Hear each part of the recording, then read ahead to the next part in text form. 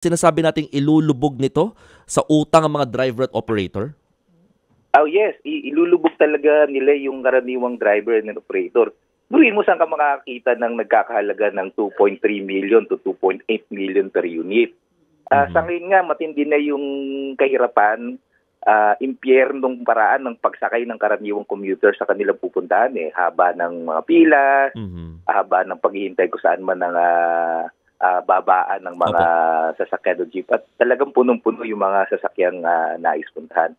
Pag nawala pa itong mga jeepney na karaniwang sinasakyan namin, mas magiging terrible ang kalalagyan ng mga pasahero. So nangangamba kayo na ma-phase out yung mga traditional jeepneys. Sa panig po ng bayan muna, sir, ano po bang ating pagkakaunawa dito sa PUV consolidation? At kung noon nga medyo maliit pa yan noong 2017, nasa 1.4 to 1.8.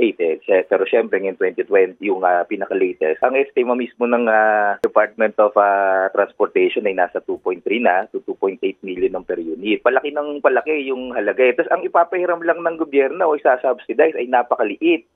No, malayo doon sa pangangailangan para makabili yung karaniwang operator o driver. Ang kaya lang i-subsidize ng gobyerno ay nasa 200 to 300,000 pesos.